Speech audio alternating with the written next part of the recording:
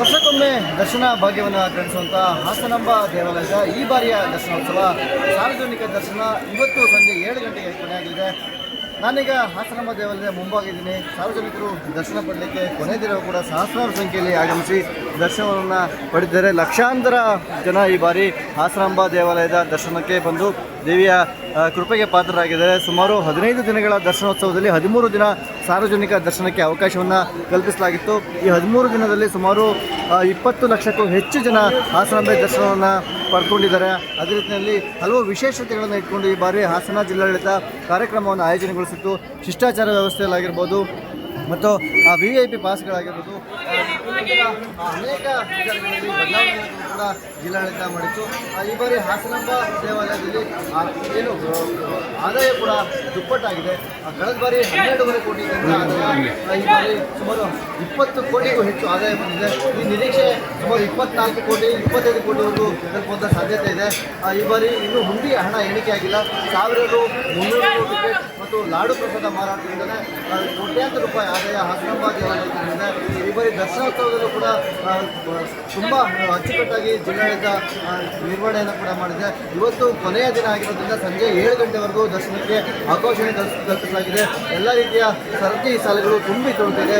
ಕೊನೆ ದಿನವಾದ್ದರಿಂದ ದೂರದ ಊರುಗಳಿಂದ, ರಾಜ್ಯದ ಮೂಲೆಗಳಿಂದ ದರ್ಶನಕ್ಕೆ ಆಗಮಿಸುತ್ತಿದ್ದ ಭಕ್ತರು ಈಗ ದೇವಾಲಯದ ಮುಂಭಾಗದಲ್ಲಿ ನಿಂತು ದರ್ಶನಕ್ಕೋಸ್ಕರವಾಗಿ ಈಗ ಕ್ಯೂನಲ್ಲಿ ನಿಂತಿದ್ದಾರೆ.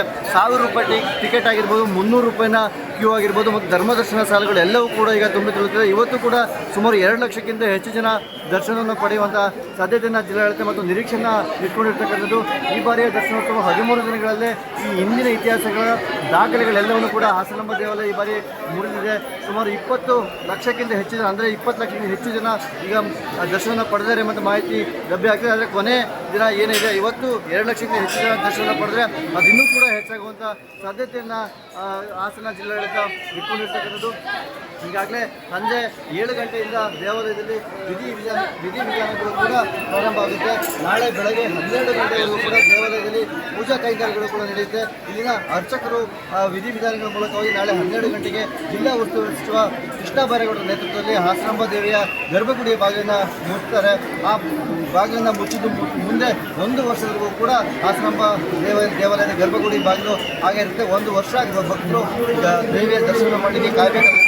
ಈ ಬಾರಿಯ 15 ದಿನದ ದರ್ಶನೋತ್ಸವ ನಾಳೆ ಮಧ್ಯಾಹ್ನ 12 ಗಂಟೆ, ಅಂದರೆ ಗುರುವಾರ 12 ಗಂಟೆಗೆ ವಿದ್ಯುಕ್ತ ಮತ್ತು ಶಾಸ್ತ್ರೋಕ್ತವಾಗಿ ಬಾಗಿಲನ್ನು ಮುಚ್ಚುವ ಮೂಲಕವಾಗಿ ಹಾಸನಾಂಬ ದರ್ಶನೋತ್ಸವಕ್ಕೆ ತೆರೆಯನ್ನು ಬಿಡಲಿದೆ.